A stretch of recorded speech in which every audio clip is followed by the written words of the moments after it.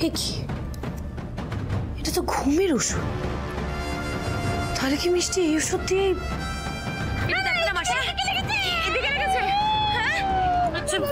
ভুলে গেছে তো? আচ্ছা আমি দেখছি, আমি না ওষুধটা নিয়ে আসি। হ্যাঁ আমার একটু হ্যাচকা টাল লেগেছিল তো, এবার ঠিক হয়ে গেছে। তার মানে মিষ্টি লালনকে ফাঁসানোর জন্য ইচ্ছা করে এই ওষুধটা আমার রান্না করা খাবারে মিশিয়ে দিয়েছিল। না মিষ্টি, এবার তোমার এই মিথ্যে সবার সামনে আসবে। এত বড় একটা অপরাধ করে তুমি কিছুতেই পার পাবে না, কিছুতেই না। ফোনটা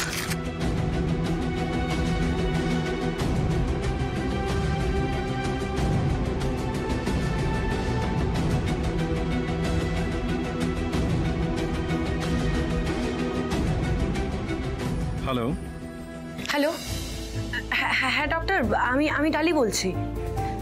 সরি আপনাকে এত রাতে ফোন করে ডিস্টার্ব করলাম। আসলে আমার না একটা সাহায্য চাই। হ্যাঁ বলো, কি সাহায্য?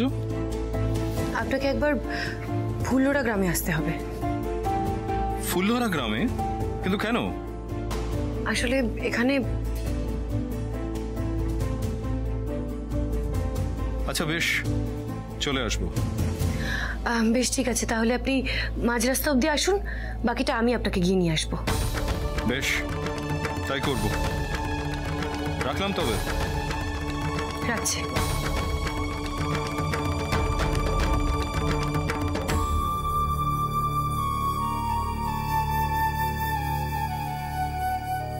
আজকের হিয়ারিংয়েও তো সেরকম কোনো ফয়সালা হলো না। বডি পাওয়া যাচ্ছে না বলে রোজ রোজ এই কোর্ট চত্বরে যাতায়াত করতে হচ্ছে। তার থেকে আমি বলি কি, সত্যিটা স্বীকার করে নাও, আর বডি কোথায় ফেলেছো সেটাও বলে দাও। তাতেই আমাদের সবাই ঝামেলা থেকে মুক্তি।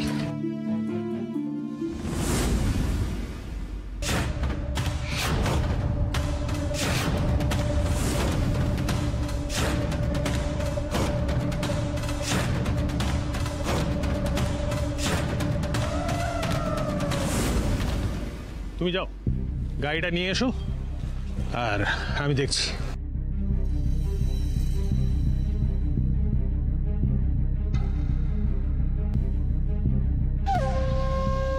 বেচারা, ইস, তোকে এই অবস্থায় দেখে আমার সত্যি খুব খারাপ লাগছে ভাই। কি কষ্ট হচ্ছে। কিন্তু আমাকে একটা কথা বল, যে তুই কেন এইভাবে যন্ত্রণা ভোগ করছিস? কাদের জন্য, কিসের জন্য? আরে ওরা সবাই মারা গেছে, ওরা কোনোদিন আর ফিরে আসবে না তোর কাছে তোকে বাঁচাতে। এত করে বলেছিলাম, আমার কথা শুনিসনি। প্রথমে যদি শাস্তিটা ভোগ করে নিতিস, তাহলে আজকে দেখ এই মুহূর্তে দাঁড়িয়ে, এখন কিন্তু আর তুই নেই, তুই মুক্ত। তোকে এইভাবে কষ্ট তো পেতে হতো না, বল? আচ্ছা আমাকে একটা কথা বলতো ঋষভ, এই এতগুলো দিন ধরে ওই অন্ধকার চার দেওয়ালের ওই ঘরটার মধ্যে কি করে তুই জেলে বন্দি থাকতিস বলতো? হ্যাঁ, তুই বোর হয়ে যেতিস না? হ্যাঁ, এই বোর কি বলছি বাবা, কষ্ট হতো বল, রীতিমতো কষ্ট হতো, ক্লস্ট্রোফোবিক, ভয়ঙ্কর। আসলে কি করবি, তোর কপালটাও তো পোড়া না, দেখ। এখনো তোর কেসটা কেমন চলছেই তো চলছে, শেষ আর হচ্ছে না। এই জন্যই তো বলেছিলাম ভাই, প্রথমেই শাস্তিটা ভোগ করে নি। আমি যদি প্রথমেই তোকে শুলে চড়িয়ে দিতাম না, তাহলে আজকে এই মুহূর্তে দাঁড়িয়ে কোনো ঝামেলা, কোনো অশান্তি, কোনো কষ্ট, কোনো যন্ত্রণা কিছুই থাকতো না। তুই মুক্ত হয়ে যেতিস, কষ্ট পেতে হতো না তোকে। তুই আমার মৃত্যু কামনা করছিস বর্দি? ঈশ্বর আমাকে বাঁচিয়ে রেখেছেন, কেন জানিস? কারণ খেলা একদিন পাল্টাবে। পিপিলিকা ডানা মেলে মরিবার তরে। একটা কথা শুনে রাখ বর্দি, ইতিহাস সাক্ষী আছে, একজন অপরাধী যখনই নিজেকে সর্বশক্তিমান মনে করেছে, সর্বে সর্বা হয়ে উঠেছে, অহংকারে তার মাটিতে পা পড়েনি, তখনই তার পতন হয়েছে। তোরও তো অহংকার দেখছি একেবারে আকাশচুম্বী।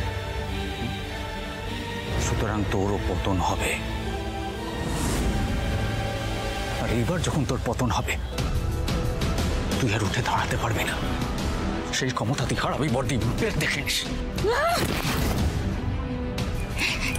কি বললি তুই? সেই ক্ষমতা আমি হারাবো? কে ঘটাবে আমার পতন? কে বল? তোর কোনো ধারণাই নেই যে আমার কেউ কিচ্ছু করতে পারবে না, কিচ্ছু করতে পারবে না। একটা কথা মাথায় রাখিস, আমার গায়ে একটা আঁচড় কাটারও কারোর কোনো ক্ষমতাই নেই। হ্যাঁ স্যার। ম্যাডাম, আমি বলছিলাম কি, আপনি আবার খামোকা ছুঁচো মেরে হাত গন্ধ করতে যাবেন কেন? ওকে আমার উপর ছেড়ে দিন। আপনি বরঞ্চ আমার সঙ্গে আসুন। শোনো, ম্যাডামের সঙ্গে আমার কিছু কথা আছে। তুমি ঋষভের সঙ্গে থাকো। চলুন ম্যাডাম।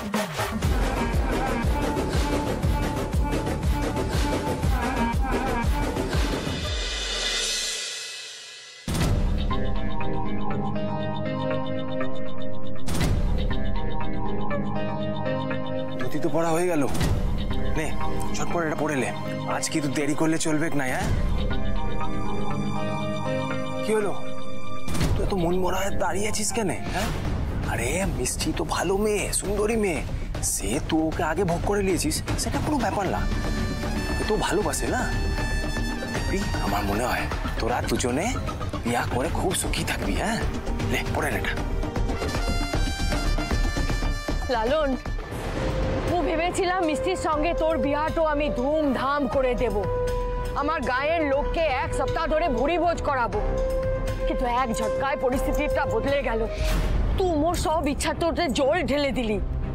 তুই এমন একটা কাণ্ড করবি আমি ভাবতে পারি নাই লালন, ভাবতে পারি নাই। যাক, কি আর করবি, কপালে যা লেখাটো আছে সেটাই তো হবে। এখন তৈরি হয়ে নে, ওদিকে সব আয়োজন হয়ে আছে। খোকন, পাঞ্জাবিটা দে।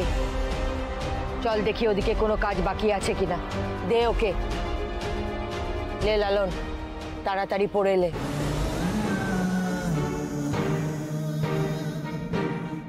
চল।